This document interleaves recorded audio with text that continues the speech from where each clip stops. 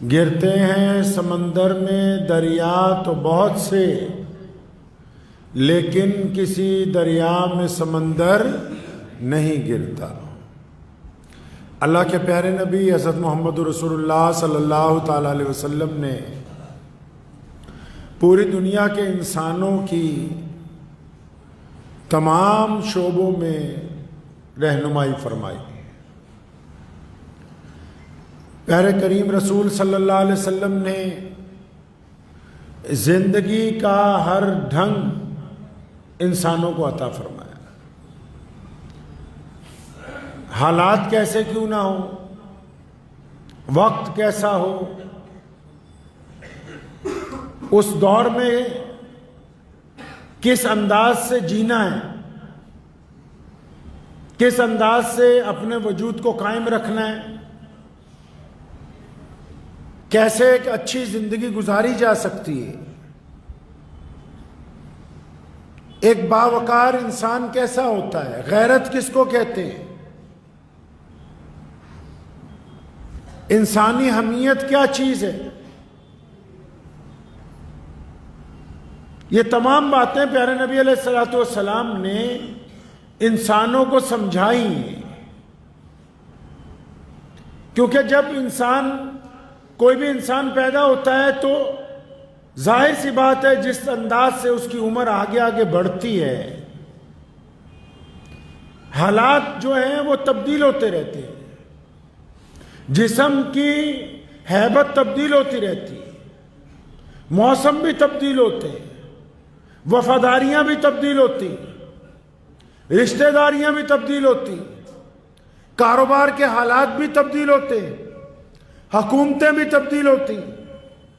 اتنی تبدیلیوں کے درمیان ایک بندہ کس انداز سے اپنے رب کے ساتھ معاملہ رکھے، ایک بندہ کس رنگ سے جیے، کس ڈھنگ کے ساتھ چلے، اس کی تربیت پیارے نبی حضرت محمد رسول اللہ صلی اللہ علیہ وسلم نے دی ہے انسانوں کو۔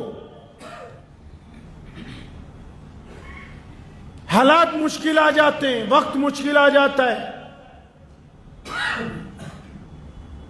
جب کسی پر کوئی مشکل وقت آتا ہے، چاہے وہ جسمانی طور پر ہو، چاہے وہ بیماری کا ہو، چاہے وہ کاروبار کی پریشانی ہو، چاہے وہ اولاد کی طرف سے پریشانی ہو، چاہے وہ عزیز و اقارب کی طرف سے دکھ درد کی بات ہو، چاہے پھر وہ مخالفوں کی طرف سے ہو،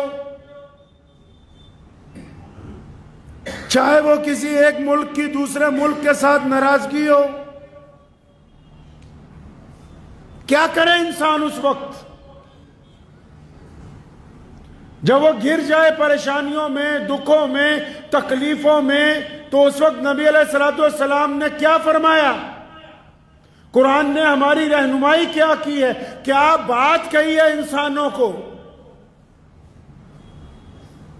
ٹھیک ہے کہ جس بندے پر مصیبت آئی، پریشانی آئی، دکھ آیا، جس مرد اور عورت کو تکلیف پہنچ رہی ہے، یا جس ماں باپ کو تکلیف پہنچ رہی ہے، یا جس بڑے آدمی کو یا بچے کو تکلیف پہنچ رہی ہے، وہ ٹھیک ہے، تکلیف تو ہے، حالات سازگار نہیں ہیں، معاملات اچھے نہیں ہیں، یا جسمانی طور پر پریشانی ہے، تو اس پریشانی میں کرنا کیا ہے؟ اسلام کیا کہتا ہے؟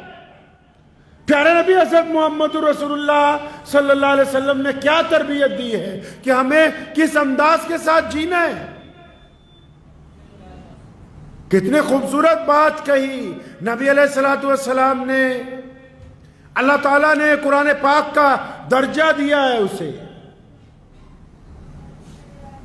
کیا جب نبی علیہ الصلوۃ والسلام غار کے اندر ہیں، سیدنا ابوبکر صدیق رضی اللہ تعالیٰ عنہ ساتھ میں ہیں، اور دشمن تلاش کرتے کرتے اس غار تک پہنچ گئے، اب غار سے آگے تو کہیں جانے کا راستہ نہیں ہے، بس غار کا منہ ہے، اور باہر چاروں طرف دشمن ہیں، اور اس بات کا اندیشہ ہے کہ اگر ان کو پتہ لگ گیا کہ آپ اسی غار میں موجود ہیں تو پھر کیا حالات ہو سکتے ہیں؟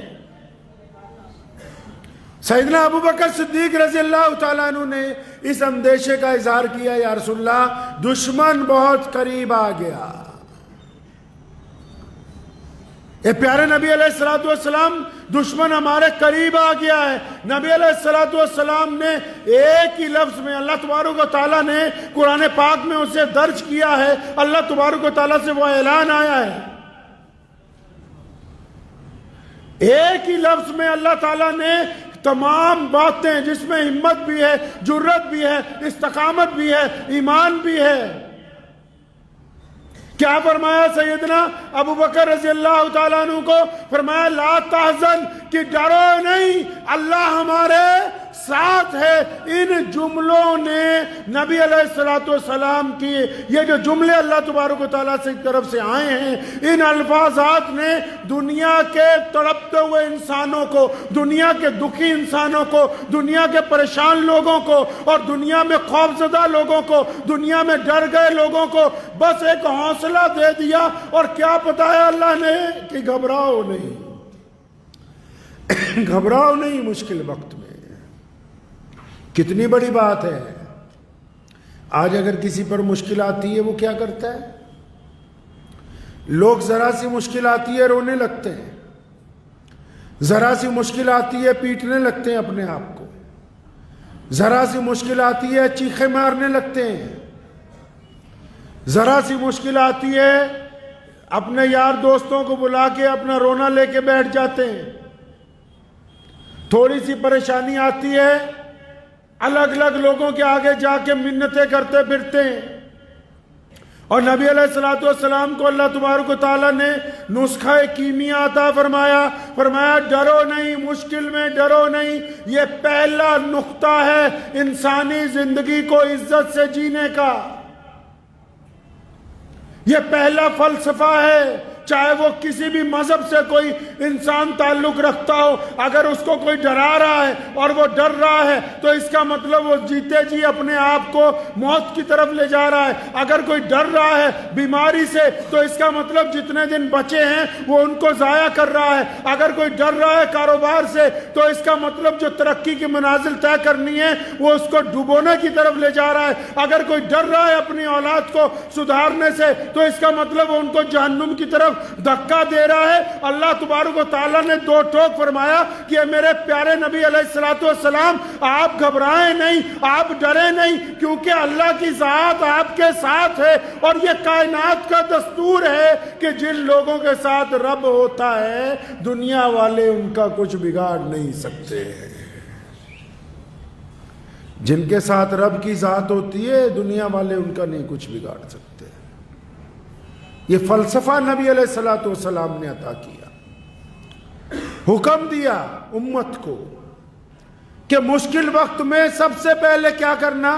سب سے پہلے اس بات کا یقین رکھنا کہ ہمارا رب ہمارے ساتھ ہے، اور پھر مشکل وقت میں کیا کرنا؟ پھر مشکل وقت میں صبر کے ساتھ وقت گزارنا، مشکل وقت میں صبر کے ساتھ وقت گزارنا۔ اور تیسرا مشکل وقت میں کیا کرنا؟ اپنے دماغ کو، اپنے ہوش و حواس کو ٹھکانے رکھنا، اور پھر یہ دیکھنا کہ کیا میں کیا کر سکتا ہوں جو ان حالات سے میں باہر نکلوں۔ اسلام نے کہا، نبی علیہ السلام کا فرمان حدیث پاک کا مفہوم ہے، فرمایا میں خوشیاں بانٹنے آیا ہوں، لوگوں کو خوشیاں بانٹنے کے لیے آئے۔ ہم لوگ کیسے کرتے ہیں جی مشکل وقت میں؟ ہمارا کوئی عزیز بیمار ہو جائے، کوئی پڑوسی بیمار ہو جائے، اور ایسے کئی منافق صفت لوگ ہوتے ہیں معاشرے میں جو کسی کو ملنے کے لیے جائیں گے، پتہ لگے گا بیمار ہے، جاتے ہی کہیں گے اوہ تو تو پہلے سے بڑا کمزور نظر آ رہا ہے۔ وہ کہنے والے کا مقصد یہ ہے کہ یہ جو بندے کو میں کہہ رہا ہوں اس کا دل ٹوٹ جائے، دل بیٹھ جائے اس کا۔ جو لوگوں کو ڈرانا چاہتے ہیں وہ یاد رکھیں، آج وہ جن کا دل توڑ رہے ہیں، آج وہ جن کو ڈرانے کی کوشش کر رہے ہیں، کل جب ان پر وقت آئے گا انہیں سہارا دینے والا نہیں ملے گا کوئی۔ ہم کیا کر رہے ہیں معاشرے میں؟ اگر کوئی تکلیف میں ہے، کوئی بیماری میں ہے، ہم ملنے جا رہے ہو بھیا تم تو بہت بیمار نظر آ رہے ہو۔ یعنی ہم نے اس کی ہمت بڑھانے کی بجائے اس کی ہمت توڑ دی. اور یہیں پر بس نہیں کرتے، بیماری کا پوچھیں گے اور پھر کہیں گے ہاں ہاں ہمارے تایا جی ہمارے فلاں ماموں بھی اسی بیماری سے مر گئے تھے. یہ کس نے سمجھائی یہ بات؟ اللہ اور اس کے رسول صلی اللہ علیہ وسلم کو یہ باتیں پسند نہیں ہیں. مشکل صرف یہی نہیں ہوتی کہ کوئی حکومت کسی حکومت کے مخالف ہو، مشکل صرف یہ نہیں ہوتی کہ کوئی سیاستدان آپ کے ساتھ مخالف ہو، مشکل یہ بھی تو ہے کہ آپ کو کاروبار میں نقصان ہو رہا ہو اور آپ اس نقصان سے جھوج رہے ہوں، اور اس نقصان کے درمیان آپ کو کوئی مجبور کرے کہ فلاں آدمی کے ساتھ جا کے ہاتھ پھیلا لو، آپ اپنی غیرت کی وجہ سے اپنا ہاتھ واپس لے آئیں، یہ بھی تو وہ مشکل ہے. اور جب آپ غیرت کی وجہ سے اپنا ہاتھ واپس لے جائیں گے تو اللہ تعالیٰ اس مشکل میں آسانی پیدا کر دیں گے. اس مشکل میں آسانی. علامہ اقبال رحمت اللہ علیہ کا بیٹا لندن میں پڑھتا تھا. اس نے ابا کو چٹھی لکھی کہ مہینے کے پیسے جلدی ختم ہو گئے، آپ اگر کہیں فلاں آپ کا ایک دوست یہاں پہ رہتا ہے اس سے 100 پاؤنڈ ادھار لے لوں، اس سے کچھ پیسے ادھار لے لوں، پھر جب آپ بھیجتے ہی ہر مہینے جب آپ بھیجیں گے تو یہ میں پیسے اس کو دے دوں گا. تو علامہ اقبال نے اس کے جواب میں پوری نظم لکھ دی. فرمایا خودی نہ بیچ غریبی میں نام پیدا کر. غیرت بیچنی بڑی بات ہے. لوگ اس کو معمولی بات سمجھتے کہ جس کے مرضی سامنے جا کے ہاتھ پھیلا دو، جس کو مرضی جا کے کہہ دو کہ میری مدد کر دے. ارے جس نے اپنے رب کو مدد کے لیے پکارا نہ ہو. اور پھر رسول اللہ فرماتے ہیں کہ جس نے رب کو چھوڑ کے بندوں کے آگے ہاتھ پھیلانا شروع کیا، فرمایا ساری زندگی مانگتا رہے گا، اس کی ضرورت کبھی پوری نہیں ہوگی. ساری زندگی مانگتا رہے گا. غیرت اس کو کہتے ہیں. مشکل صرف بیماری نہیں ہے، مشکل صرف سیاسی اختلاف نہیں ہوتے.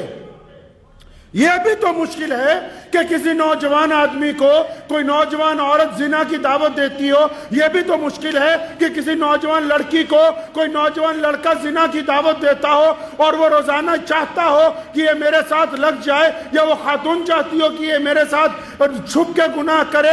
اس مشکل وقت میں جس نے اپنے نفس کو گناہ سے روک لیا، اس نے اللہ کی طرف سے عزتیں پا لی. وہ اس مشکل وقت میں اللہ کے حضور یقین رکھ کے بچ گیا، تو پھر آنے والی زندگی کی عزتیں اس کے لیے وقف ہے. یہ بھی تو مشکل ہے.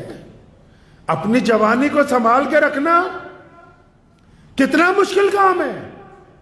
اس میں سے بھی تو نکلنے کا راستہ چاہیے. اس میں نکلنے کا راستہ بھی یہی ہے کہ بندہ اس بات کا یقین رکھے کہ میرا رب میرے ساتھ ہے، وہ مجھے دیکھتا ہے، اس کے حکم سے میں چلتا پھرتا ہوں. غلطی ہو جائے تو میں اپنے رب سے معافی مانگتا ہوں. صرف یہی مشکل تھوڑی. مشکل تو یہ بھی ہے کہ لقمہ حرام سامنے پڑا ہے، رشوت کے سامنے پیسے پڑے ہیں، سامنے سے آفر آئی ہوئی ہے کہ اتنے پیسے لے لو، یہ غلط کام کر لو، کوئی دیکھنے والا نہیں ہے، کوئی پوچھنے والا نہیں ہے، اور چپ چاپ وہ سرمایہ لیا جا سکتا ہے. یہ بھی تو مشکل ہے کہ جب بندہ اس مشکل میں پھنستا ہے اور پھر ایمانداری سے رشوت کے پیسے ٹھکرا دیتا ہے اور ایمانداری سے رشوت کے پیسے چھوڑ کے سچے کام کے اوپر دستخط کرتا ہے. دنیا کے چاہے وہ پیسے اس کو ٹھوکر مار دے، لیکن پھر جو اللہ کی طرف سے اس کو عزتیں عطا ہوں گی، پھر اپنے رب کی طرف سے جو اس کو انعام ملے گا، اس کا وہ اندازہ نہیں لگا سکتا ہے.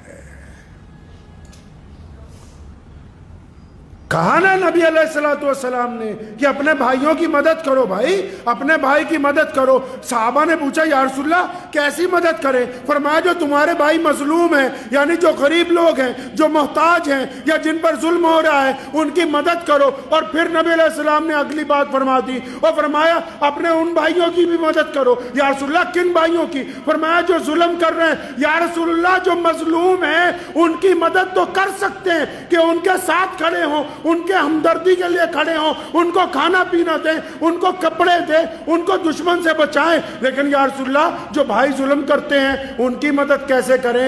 کریم نبی نے فرمایا کہ یہ صلی اللہ کریم نبی نے فرمایا جو تمہارا بھائی ظالم ہو اس کو ظلم سے روکو، اس کو ظلم سے روکنا اس کی مدد ہے، ظلم سے روک دینا اس کو اس کی مدد ہے۔ اسلام نے انسانوں کو غیرت کا درس دیا ہے، نبی علیہ السلام نے طریقے واضح کر دیے، فرمایا نا کہ مایوسی کفر ہے، کفر کا مطلب جھوٹ ہے مایوسی۔ آپ نے کیسے طے کر لیا کہ آپ ساری زندگی غریب رہیں گے؟ انسان غریب پیدا ہو سکتا ہے، اس میں کوئی برائی نہیں ہے، انسان بنا پڑھا لکھا پیدا ہوتا ہے، اس میں کوئی برائی نہیں ہے، انسان بہت زیادہ لہیم شہیم نہیں ہوتا، اس میں کوئی برائی نہیں ہے، لیکن اگر وہ 60 سال 70 سال گزارنے کے بعد بھی غریب ہے، ان پڑھ ہے، جاہل ہے، تو اس میں اس کا خود کا قصور شامل ہے، خود کا قصور شامل ہے اس کا۔ کس نے کہا کہ آپ عزت نہیں پا سکتے؟ یا کس نے سمجھایا کہ آپ ساری زندگی بس 3rd کلاس کی زندگی گزارنے والے بن کے آئے؟ نہیں، کوئی ماں کے پیٹ سے ولی نہیں بنتا، کوئی ماں کے پیٹ سے بلینئر نہیں پیدا ہوتا، کوئی ماں کے پیٹ سے اربوں پتی سرمایہ دار نہیں پیدا ہوتا ہے۔ یہ اللہ تبارک و تعالیٰ نے خزانے اپنے دنیا میں پھیلا کے رکھے ہیں، اب آپ کی مرضی ہے کہ آپ اپنے قوت عمل کے ساتھ کس طرف جاتے ہیں، آپ اپنا وقت کہاں گزارتے ہیں۔ آپ لوگوں کو خوف زدہ کرنے میں وقت گزار رہے ہیں کہ لوگوں کا ساتھ دینے میں وقت گزار رہے ہیں؟ آپ نے زندگی میں کون سا رنگ اپنایا، کیا ڈھنگ اپنایا ہے آپ نے؟ کیا یہ صرف کافی ہے کہ ہم لوگ 5 وقت نماز پڑھیں، شکل صورت سے مسلمان نظر آتے ہوں؟ کیا اس سے اسلام مکمل ہو سکتا ہے؟ ایسا ممکن تو نہیں ہے۔ نبی علیہ السلام نے تنہا دین شروع کیا۔ دیکھیے، اگر کامیابی کی داستان کسی کو سنانی ہو، کامیابی کی داستان کسی کو سنانی ہو تو ہمارے نبی علیہ السلام نے دین کب شروع کیا؟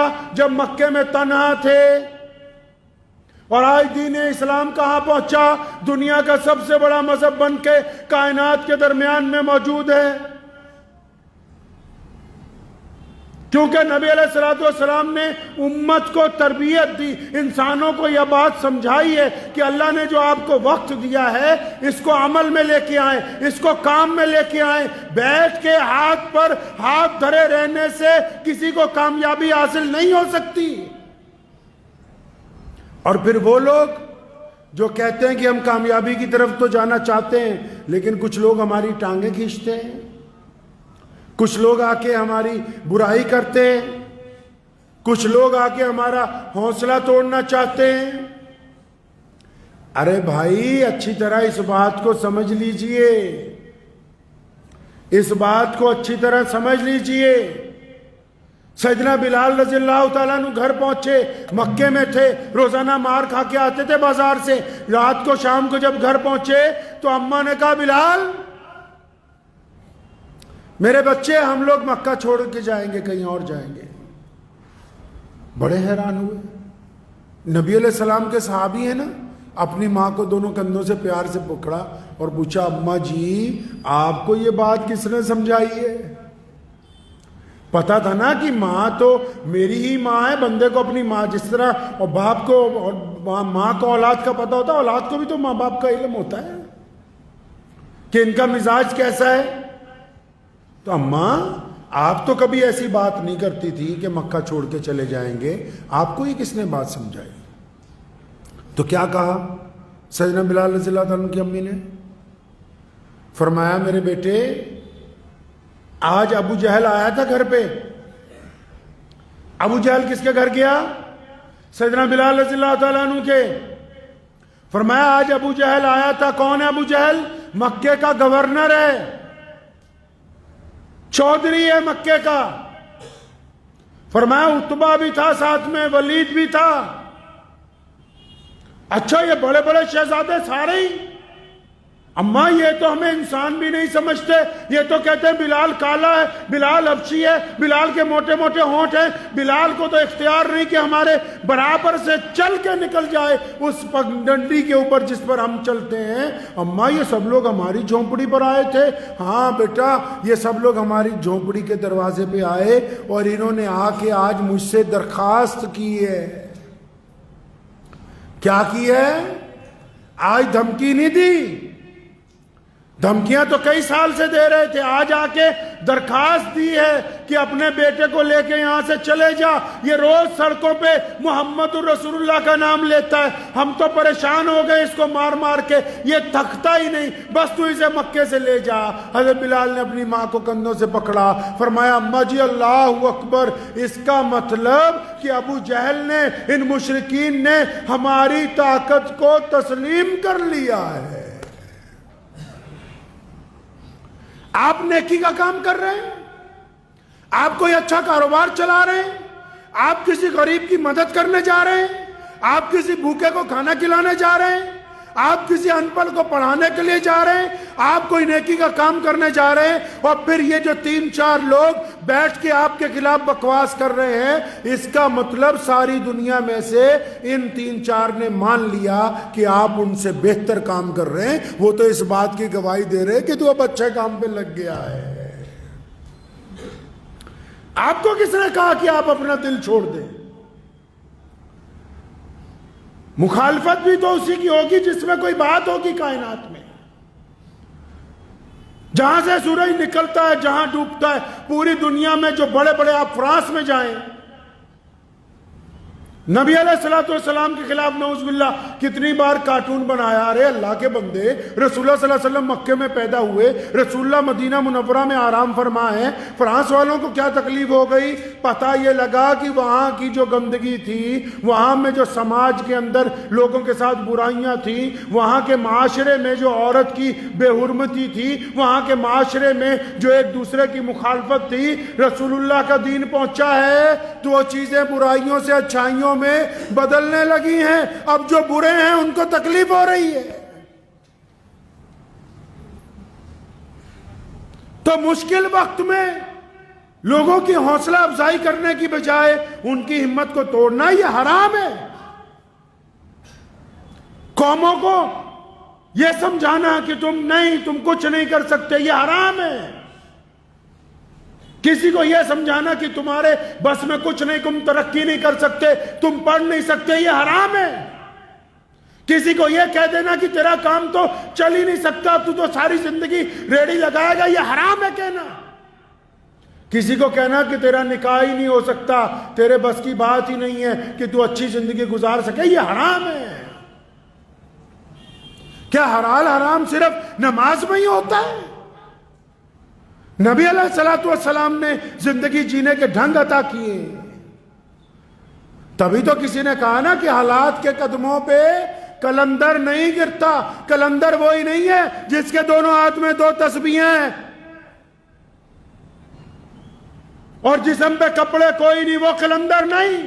جو مشکل وقت میں رزق حلال کما کے اپنی اولاد کے منہ میں ڈال رہا ہے، یہ کلندر ہے۔ جو زنا سے منہ موڑ دیتا ہے، یہ کلندر ہے۔ جو دشمن کو اس کی اوقات بتا دیتا ہے، یہ کلندر ہے۔ جو بیٹی کے سر پر دوپٹہ رکھ دیتا ہے، وہ کلندر ہے۔ جو کسی غریب کے منہ میں لقمہ ڈال دیتا ہے، وہ کلندر ہے۔ جو کسی مظلوم کو اٹھا کے اپنی چھاتی سے لگا لیتا ہے، وہ کلندر ہے۔ آپ کو کس نے سمجھایا کہ جو کلندر تو وہی ہے جو سگریٹ کا دور لمبا سا کش مار کے زور سے کہے اللہ اکبر؟ وہ کلندر نہیں ہے، وہ بے ایمانی کر رہا ہے، خدا کا نام بیچنے کی کوشش کر رہا ہے۔ اسلام کی اصطلاح کو دل کی گہرائیوں سے نبی علیہ السلام کے طریقے کو سمجھ لیں۔ پیارے نبی علیہ السلام نے ہمیں یہ صفات مسلمانوں کو عطا فرمائی کہ دیکھو تمہیں بھیج دیا ہے اللہ نے اپنی امت بنا کے، اب لوگوں کے کام آنا، اب ہمدردیاں کرنا، اب مظلوموں کے کندھے سے کندھا لگا کے کھڑے ہونا، اور مشکل وقت میں گھبرانا نہیں ہے۔ آپ نے دیکھا نہیں فلسطین میں سپر پاوریں ایک طرف ہیں، سپر پاوریں سمجھتے ہیں دنیا کی سپر پاور ہے امریکہ، سپر پاور ہے جاپان، سپر پاور ہے فرانس، سپر پاور ہے آسٹریلیا، سپر پاور ہے اسپین۔ کدھر ہے ساری کدھر ہیں؟ یہودیوں کی طرف۔ دنیا کی ساری سپر پاوریں کدھر؟ یہودیوں کی طرف۔ اور ادھر جن کے ساتھ جو مدد ہونی چاہیے تھی، جنہوں نے ابھی کرنی تھی مکمل، وہ بھی ابھی اپنے رنگ ڈھنگ میں نہیں آئے، لیکن اس کے باوجود اللہ نے ان کو عزت عطا فرمائی، شہادتوں کے باوجود اللہ نے استقامت عطا فرمائی، اللہ نے صبر عطا فرمایا، اللہ نے ہمت عطا فرمائی۔ تو یہی تو بات ہے کہ جن کا یقین اپنے رب کی ذات کے اوپر کامل ہے، ان کو دنیا کی پوری طاقتیں مل کے بھی شکست نہیں دے سکتی۔ اسی کو اپنی ذاتی زندگی میں بھی سمجھ لیجئے، اس نظریے کو بدل لیں کہ کوئی کچھ نہیں کر سکتا۔ اللہ نے آپ کو عقل دی ہے، تعلیم حاصل کیجئے، عقل دی ہے بہترین کاروبار کیجئے، عقل دی ہے مظلوموں کا ساتھ دیجئے، لوگوں کے سامنے پیارے نبی صلی اللہ علیہ وسلم کی تعلیمات کو واضح کیجئے۔ ہمارا کام بنتا ہے کہ نا امیدی کا انکار کرنا، اس بات کو طے کرنا کہ ہم لوگ پازیٹیو سوچنے والے ہیں، اچھا سوچنے والے ہیں، برا سوچنے کے لیے رسول اللہ صلی اللہ علیہ وسلم نے منع فرمایا ہے۔ کریں گے انشاءاللہ تعالی؟ اپنی ذات سے پہلے اپنی ذات سے شروع کریں، اپنے متعلق برا نہ سوچا کریں کہ مجھ سے تو کچھ ہوگا نہیں، اپنے متعلق برا نہ سوچیں، اپنے بچوں کے متعلق، بیوی اور ماں باپ کے متعلق برا نہ سوچیں۔ یہ زندگی بار بار نہیں ملتی، اور اللہ نے جو عطا کی ہے اس کو لوگوں کی خدمت میں لگائیں، اور جب کسی کی خدمت کرنے لگیں، جب کسی کی مدد کرنے لگیں تو مذہب کی اینک لگا نہ لینا، یہ نہ سمجھنا کہ کون مسلمان ہے، کون ہندو ہے، کون سکھ ہے، کون عیسائی ہے، کون دلت ہے، کون بودھی ہے۔ مدد کرتے وقت اینک نہ لگا لینا مذہب کی۔ سوچتے وقت کسی کے متعلق جب آپ رائے قائم کرنے لگے، کسی کے متعلق جب آپ اپنے دل میں کوئی رائے قائم کرنے لگیں تو مذہب کی اینک لگا کے رائے قائم مت کرنا۔ یہ رسول اللہ صلی اللہ علیہ وسلم کی سنت ہے۔ پیارے نبی صلی اللہ علیہ وسلم کے پاس جب دشمن بھی آتے تھے تو رسول اللہ ان کے متعلق اچھی رائے رکھتے تھے۔ ایک واقعہ، صحابہ کرام کے آنسو نکلائے اس موقع پر، صحابہ کو بلایا اور فرمایا میرے صحابہ، سیدنا ابو بکر کو بلایا اور عمر فاروق رضی اللہ تعالیٰ عنہ کو بلایا، تمام جید صحابہ قریب آ گئے۔ اس دن ایسی بات کہی، باقی صحابہ کی آنکھوں میں آنسو آ گئے۔ فرمایا صحابہ ابو جہل کو تو جانتے ہو؟ کون ہے ابو جہل؟ جس نے ساری زندگی پتھر مارے، جس نے گلی کوچوں کے اندر گلے میں رسی ڈالنے کی کوشش کی، جو نبی علیہ السلام کے ساتھیوں کو قتل کرتا رہا اور جو مدینے کو ختم کرنے کے لیے آیا، جس نے بدر کے میدان میں جنگ کی بٹی کو گرم کیا۔ کون ابو جہل؟ جس نے بیت اللہ میں جانے نہیں دیا، جس نے کبھی علی الاعلان نماز نہیں پڑھنے دی، جو نعوذ باللہ روزانہ کہتا تھا نعوذ باللہ من ذالک نقل کفر کفر نہ باشد کہ میں محمد رسول اللہ کی جان کا دشمن ہوں۔ فرمایا صحابہ کو کہ سنو، ابو جہل کو تو جانتے ہو؟ یا رسول اللہ کون نہیں جانتا اس دشمن کو؟ فرمایا اس کا بیٹا اکرمہ آ رہا ہے ایمان قبول کرنے، تمہیں اللہ کا واسطہ ہے اس کو تانا مت دینا۔ ہے کوئی ایسا کائنات میں جو پازیٹیو سوچنے کی، پازیٹیو چلنے کی، مثبت سوچنے کی بات کرتا ہو؟